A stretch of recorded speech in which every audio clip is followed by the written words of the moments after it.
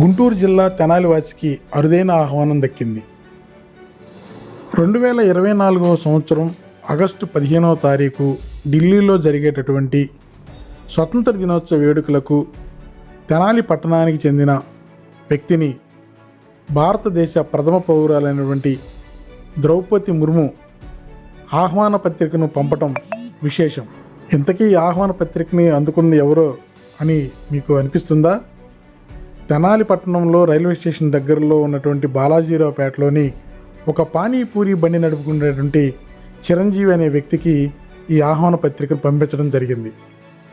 చిరంజీవి తెనాలి నగర పురపాలక సంస్థ పేదరిక నిర్మూలన పథకం కింద 2021 సంవత్సరంలో 10,000, 2022 సంవత్సరంలో 20,000, 2023 సంవత్సరంలో 50,000 చొప్పున రుణాలు తీసుకుని సకాలంలో బకాయిలు చెల్లించి డిజిటల్ రూపంలో లావాదేవీలు నిర్వహించారు.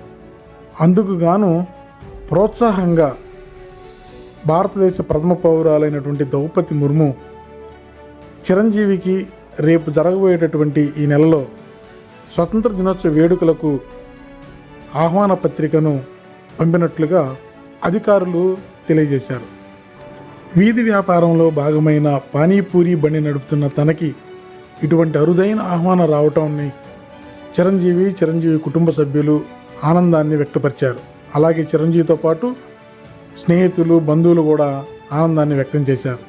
ఇంతటి గొప్ప అరుదైన ఆహ్వానాన్ని అందుకున్న చిరంజీవిని పట్టణంలో పలువురు ప్రముఖులు అభినందించారు.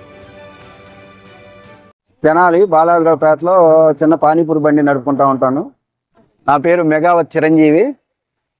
నాకు పిఎం స్వాని ద్వారా కేంద్ర ప్రభుత్వం 10,000 రూపాయలు 2021లో లోన్ ఇప్పించింది. ఆ లోన్ సకాలంలో కట్టడం మూలంగా 20,000 రూపాయలు నెక్స్ట్ టర్మ్ ఇప్పించారు. ఆ 20,000 రూపాయలు కూడా సకాలంలో కట్టడం మూలంగా 50,000 ఇప్పించారు. ఇవన్నీ డిజిటల్ పేమెంట్లో ఎక్కువగా చేయటం మూలంగా నాకు కేంద్ర ప్రభుత్వం నుంచి ద్రౌపది ముర్ము గారు ఇన్విటేషన్ కార్డు పంపించారు 78వ స్వతంత్ర దినోత్సవానికి పాల్గొనమని. నన్ను స్టేట్ వైడ్లో ఒక్కడిగా ఎంపిక చేసినందుకు నాకు చాలా సంతోషకరంగా ఉంది. డిజిటల్ పేమెంట్లు ఎక్కువగా చేయటం మూలన అది కూడా సంతోషకరంగా ఉంది. నన్ను చూసి ఇంకోళ్ళు ఇన్స్పైర్ అవుతారేమో అని.